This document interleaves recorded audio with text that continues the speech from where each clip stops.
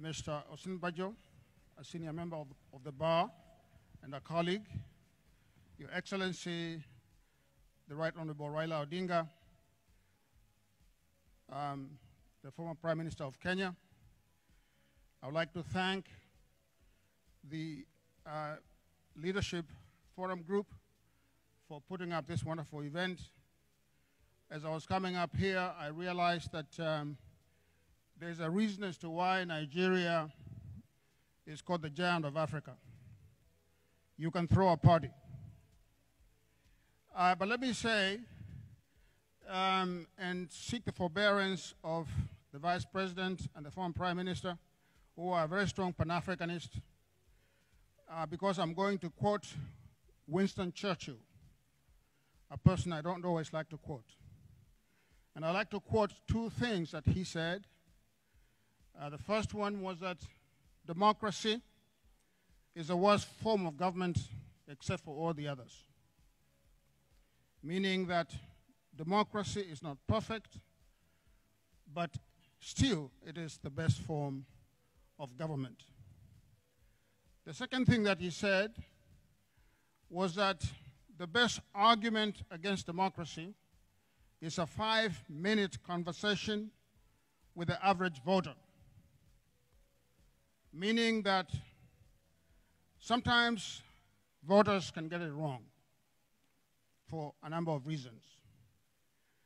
And I say this because I think today we are reflecting on democracy. And democracy, as we all know, is an experiment. It is not a destination. Democracy pivots on two basic tenets of liberalism. The first tenet is that of formal equality. Formal equality. The second tenet is that of abstract autonomy. Abstract autonomy. Formal equality refers to the relationship between one person and another, and speaks to the inherent dignity in the human person. Abstract autonomy refers to the fact that we own ourselves, that no one owns us. We as human beings own ourselves. And this means that we have the sovereignty of personhood and the sovereignty of reason. It is because of these two tenets that democracy is not possible. But you realize that I talked about formal equality and abstract autonomy. I did not talk about substantive equality or substantive autonomy.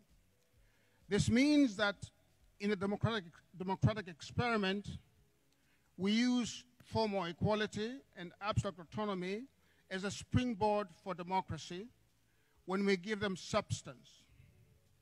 Meaning that the institutions of government must empower people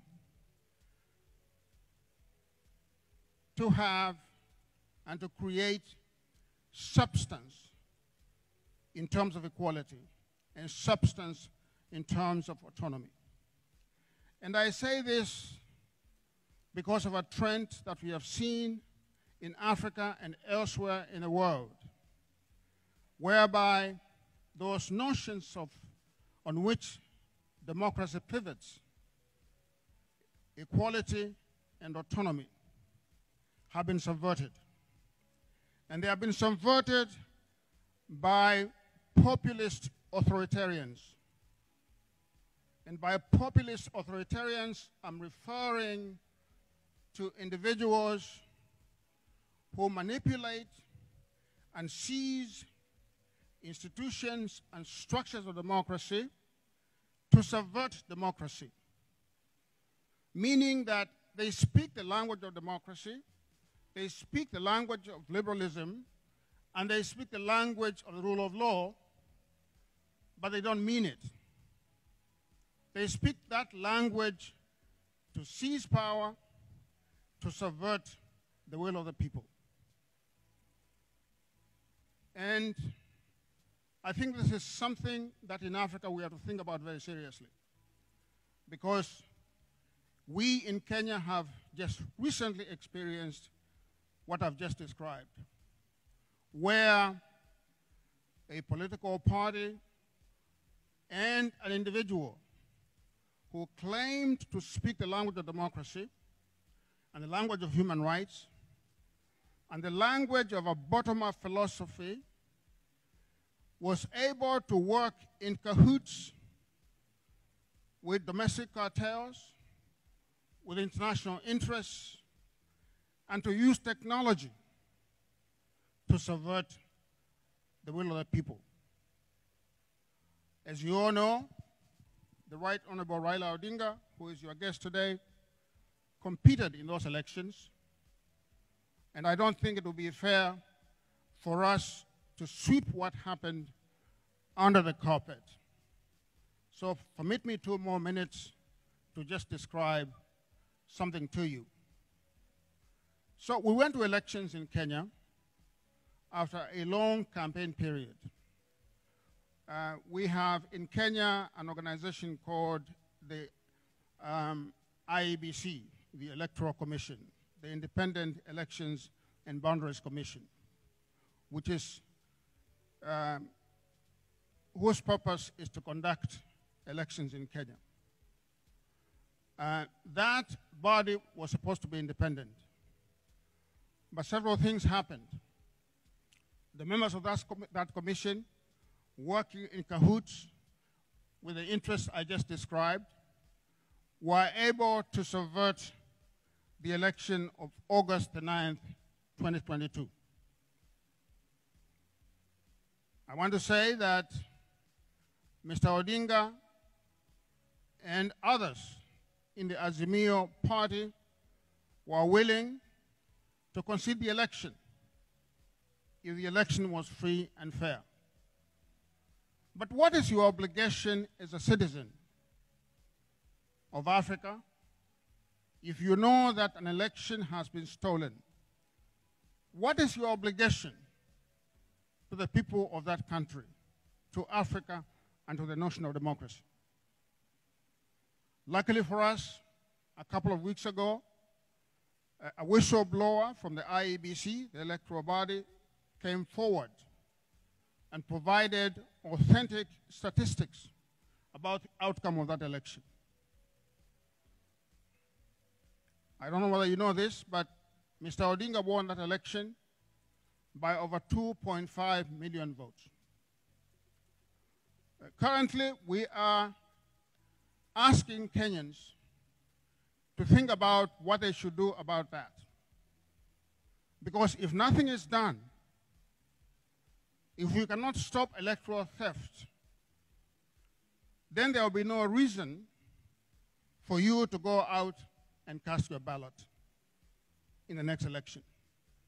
And democracy will die in darkness in that particular case. I just want to say several things here. Number one, that Africans must think carefully about the use of technology in conducting elections. Because we've seen in Kenya how technology could be manipulated to subvert the will of the people. The second thing I would like to say is that Africans must be very careful about the interference of their election and their electoral processes by foreign powers. I know that Mr. Odinga is going to talk generally about elections in transition and their effect on the economy, but I thought it would be a disservice to Africa's giant if I did not ring this bell to you, because you are very soon going to go to an election and you'll have to think about how free and fair that election is going to be in view of Kenya's experience. So I'd like to say thank you very much. I'd like to thank everyone, and I would like to wish all of us a wonderful conference. Thank you so much.